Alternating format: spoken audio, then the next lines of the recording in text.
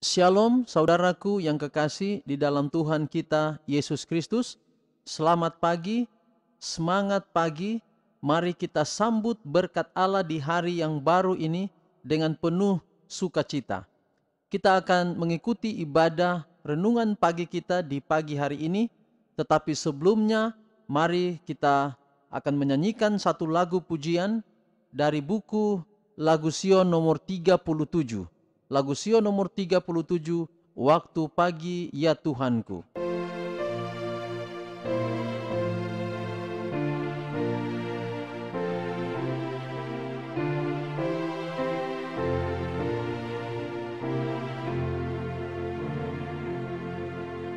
Waktu pagi ya Tuhanku, dengarlah suaraku menyampaikan doa teduh dan pandang wajahmu.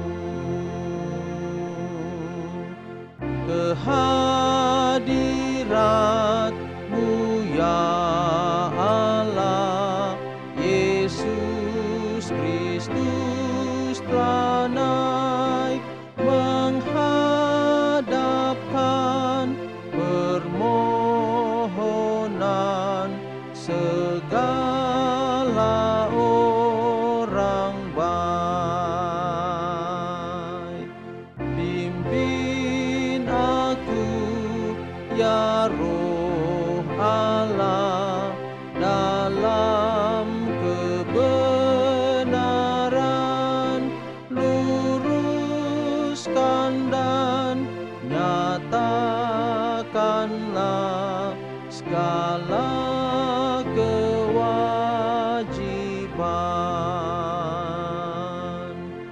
yang kasih dan takut Tuhan, beroleh rahmat-Nya, diberikannya perlindungan dalam pimpinannya. Mari kita berdoa. Ya Tuhan Allah Bapa kami di dalam kerajaan sorga, terima kasih untuk perlindungan Tuhan yang ajaib sepanjang malam dalam tidur kami, hingga kami boleh bangun di pagi hari ini dengan penuh sukacita. Kami akan mengikuti ibadah pada saat ini. Biarlah Tuhan, ibadah ini telah ditabiskan di dalam nama Bapa, Anak dan Roh Kudus, yaitu di dalam nama Tuhan Yesus Kristus. Ibadah ini dapat menjadi bau harum di hadapan hadirat Tuhan dan dapat mendatangkan berkat dalam kehidupan kami. Kami siap mendengarkan pekabaran firman-Mu. Biarlah firman Tuhan dapat menguduskan kami. Firman Tuhan dapat menjadi pedoman dalam hidup kami sepanjang hari ini. Karena kami sambut firman-Mu di dalam nama anak-Mu Yesus Kristus yang adalah Tuhan dan Juru Selamat kami. Amin.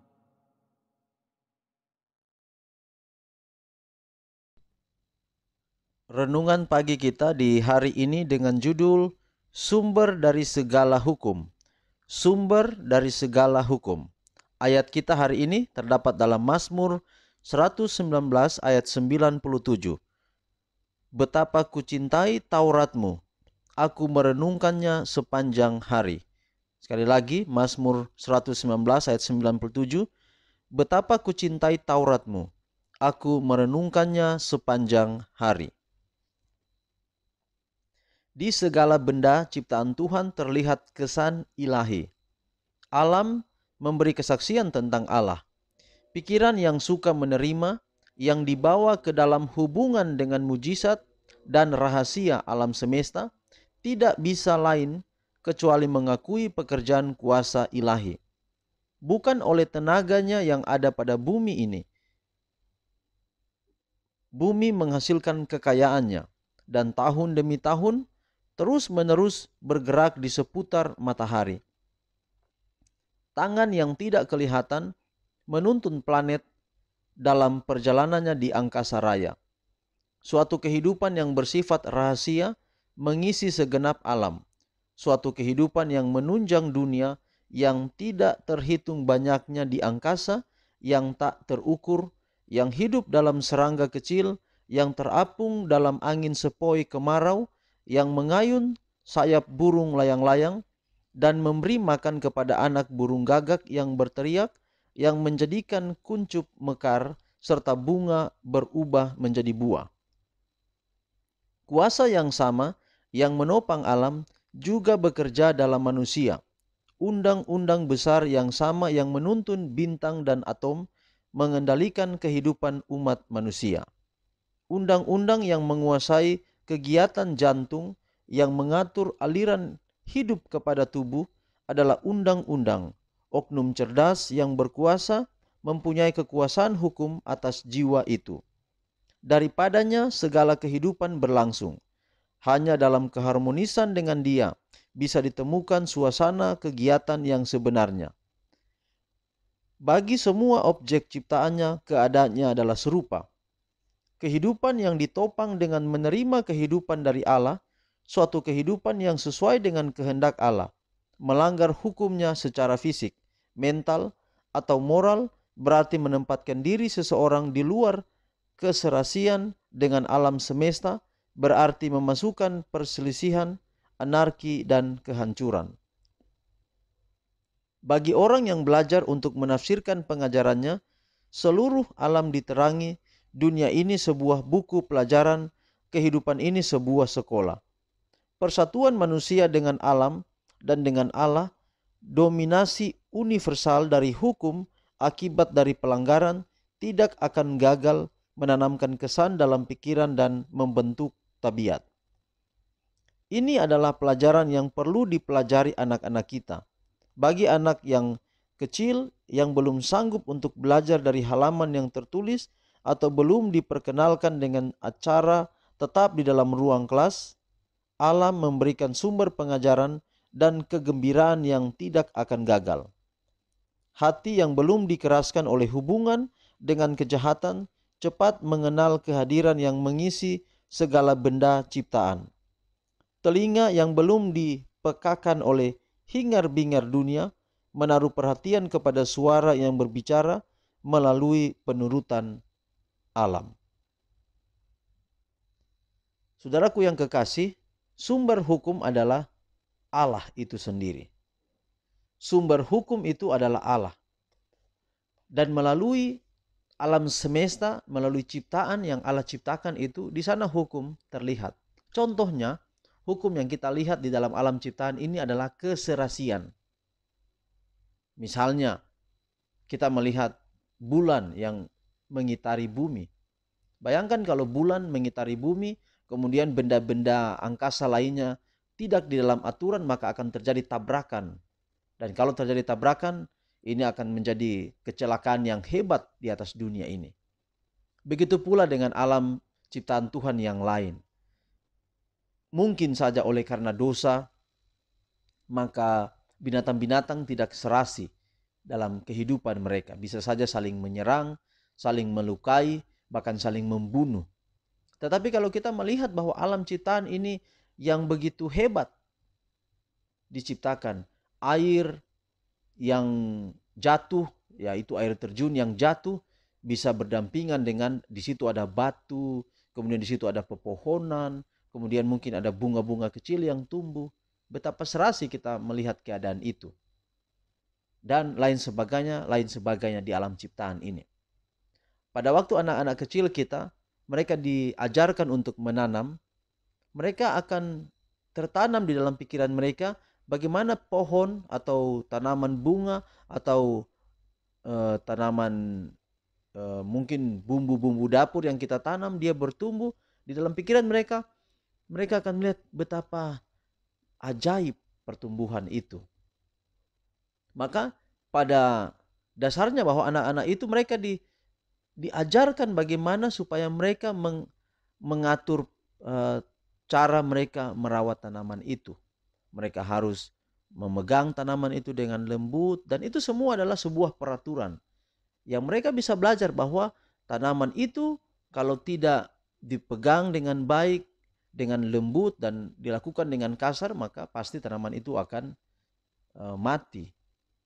Maka dengan demikian, kepada anak-anak kita mengajarkan suatu peraturan hidup yang baik, dan itu mereka dapatkan dari alam yang mereka belajar. Maka sekali lagi, sumber hukum itu dari Allah, kemudian sumber hukum itu bisa kelihatan dari alam yang Allah itu ciptakan. Tadi disinggung mengenai jantung kita yang berdetak, dan itu semua teratur. Bayangkan kalau jantung itu tidak teratur detakannya, apa jadi dengan tubuh kita. Maka dari semuanya itu, semua keserasian di balik itu adalah hukum Tuhan, hukum yang penuh dengan kasih itu mengatur segala sesuatu. Jadi kesimpulan kita adalah bahwa hukum itu baik, sumbernya adalah Allah, Allah itu teratur, Allah itu serasi, dan Dia ingin hidup manusia itu juga teratur. Hanya oleh karena dosa saja. Dosalah, oknum di balik dosa itulah yang ingin terjadi kekacauan di atas dunia ini. Berapa banyak di antara kita yang pagi hari ini rindu untuk menjadikan hidupnya ini serasi dengan Tuhan, untuk menjadi pola hidupnya juga teratur, serasi di dalam kehidupan setiap hari. Sekarang dalam menghadapi wabah corona ini, kita ditantang dengan sesuatu isu yang baru nanti yang ada di depan kita, yaitu new normal life, atau kehidupan normal baru. Kehidupan normal baru ini sebenarnya kita sudah tahu, tapi bagaimana kita ulang lagi pola hidup kita, ditata lagi kembali, mencuci tangan, kemudian jangan biasakan tangan kotor kita makan, jangan biasakan tangan yang kotor kita pegang hidung, pegang mulut, pegang yang lain-lain, telinga dan lain sebagainya.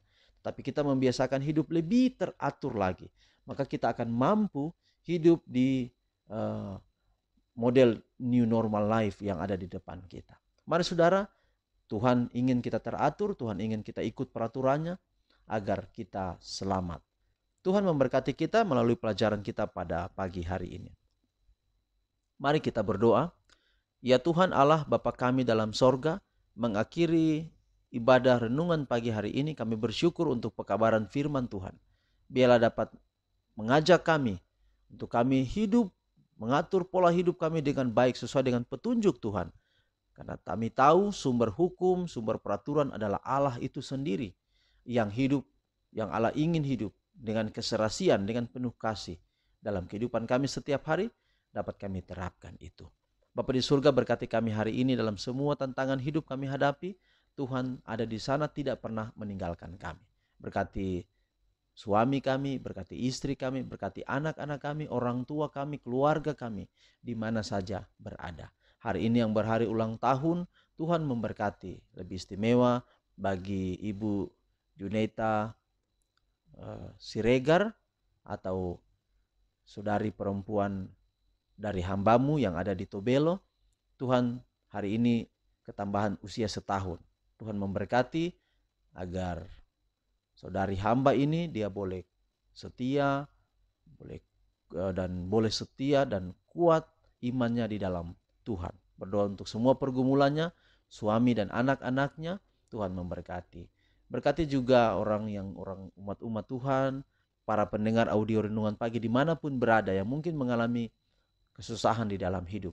Tuhan memberkati, berikan jalan keluar atau tabahkan imannya agar tetap percaya, yakin bahwa Tuhan selalu ada dalam hidup kami. Inilah doa kami ya Bapa. Terima kasih Engkau dengar doa kami, terpuji nama Tuhan. Dan biarlah janji berkat Allah, yaitu kasih karunia, yaitu perlindungan Tuhan, wajah-Mu yang bersinar menyinari hidup kami, berlaku atas hidup kami hari ini dan seterusnya. Dalam nama Yesus Kristus kami persembahkan doa ini. Haleluya. Amin. Tuhan memberkati kita di dalam ibadah kita pada saat ini. Sampai jumpa di ibadah renungan pagi pada besok hari. Tuhan memberkati kita semua. Shalom.